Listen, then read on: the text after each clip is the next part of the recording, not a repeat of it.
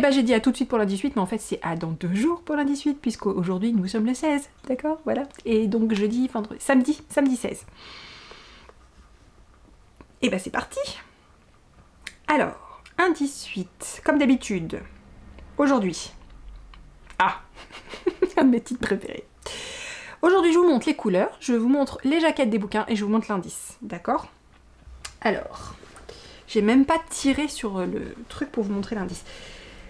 J'aime tout particulièrement cet indice, j'aime tout particulièrement les titres et j'aime tout particulièrement les couleurs et le point, tout, j'aime tout.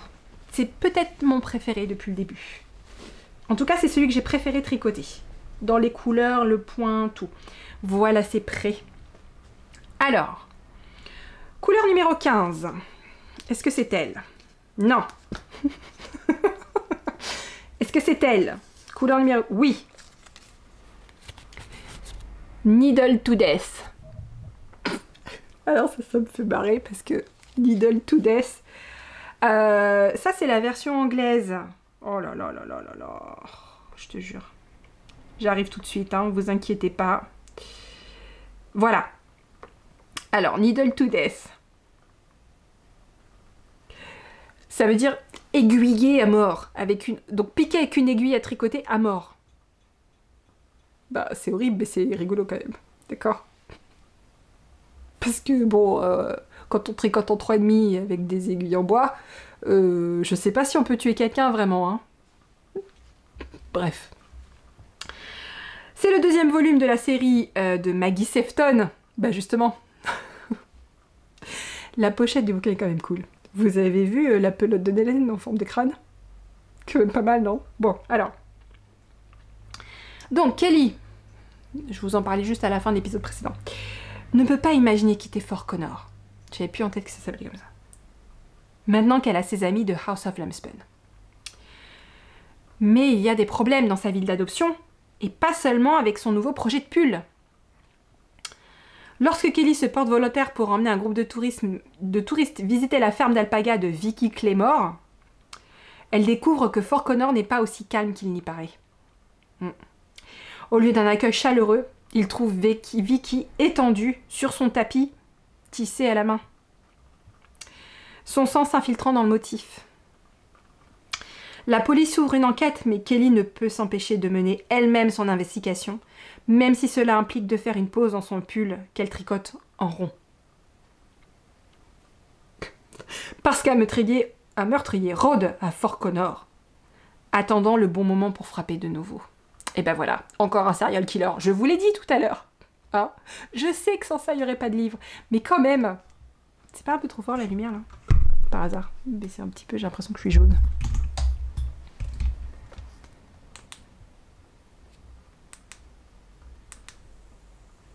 C'est pire.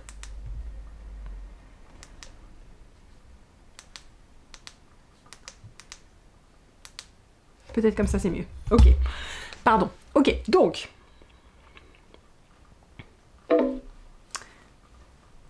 Ok. C'était donc ça. Je vous l'ai montré ou pas? Oui, je vous l'ai montré. Donc c'est ce très joli marron. Très chaud. Marron chocolat. Et alors, la couleur numéro 16, c'est A Killer Stitch. Là voilà. Alors celle-là, je crois que c'est ma couleur préférée de tout le calendrier. C'est un orangé avec des speckles roses. Et il est trop canon, j'adore. A Killer Stitch, c'est de Maggie Sefton aussi, bah dis donc. Une maille tueuse. C'est le volume 4 de la série avec Kelly. Donc alors, oui, du coup, c'est pour ça, je voulais...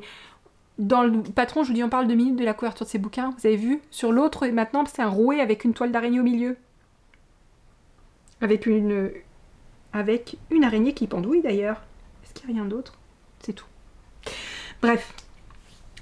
Lorsqu'un éleveur de moutons d'alpaga...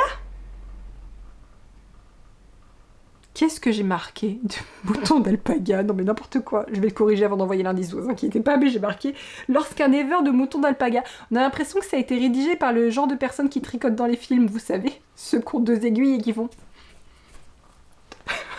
C'est pareil. Donc, lorsqu'un éleveur, on va choisir d'alpaga, Ayant une réputation, ou peut-être les deux, il élève peut-être les deux. Ayant une réputation de playboy invétéré et retrouvé mort à Bellevue Canyon, Kelly Flynn, ardente tricoteuse et détective occasionnelle, lance une enquête personnelle sur le meurtre et découvre que parmi les femmes de Fort Connor, il y a trop de suspects qui auraient pu avoir un mobile pour tuer la victime. Petite coquine. Et on est passé de Kelly dans le tome 1 qui tricotait pas du tout et qui est en train de se faire convaincre par le groupe de tricot à Kelly, ardente tricoteuse et détective occasionnelle. Donc elle a complètement accepté le truc, c'est bon.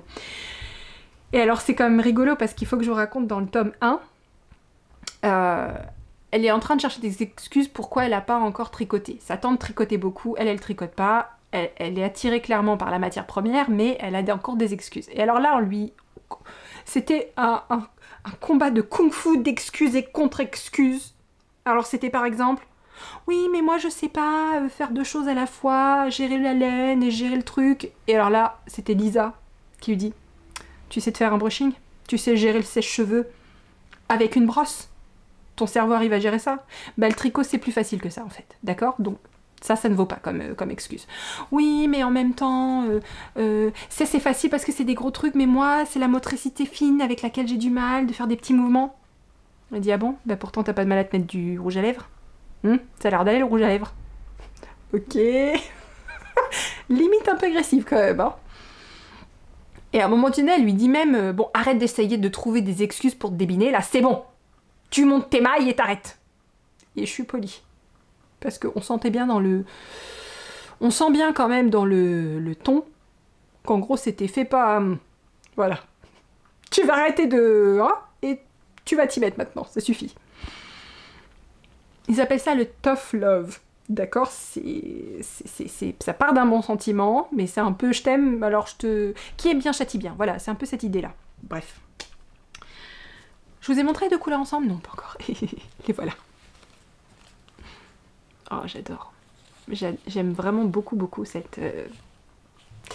Pas de tuto encore aujourd'hui, simplissime, mais pour un résultat bœuf. Excusez-moi si je peux me permettre. Donc voilà, ce sont des rayures... C'est des rayures en fait, hein. Et le fait de glisser quelques mailles judicieusement là encore, on arrive à cet effet d'onduler en fait. Et si je vous montre, toujours très pratique, voilà au point mousse que ça donne, et juste le fait de glisser les mailles, voilà le résultat. Donc, vous commencez à avoir une idée un peu plus précise de la palette complètement délirante de couleurs, hein. Encore une fois, réservez votre jugement s'il vous plaît, jusqu'à avoir toutes les couleurs, d'accord? Parce que c'est vraiment un projet qui s'apprécie avec toutes les couleurs. J'ai conçu en fait les 24 couleurs comme un seul grand coloris composé de 24 choses. Donc c'est pour ça, si vous vous arrêtez seulement sur les 12 ou 14 premières couleurs, vous n'avez pas l'intégralité de la palette. Donc, allons jusqu'au bout, d'accord? Et voilà, c'est tout pour aujourd'hui. Donc, moi je vous dis à dans 2 jours pour l'indice numéro 9. On sera le 18 et ce sera lundi. Bon week-end.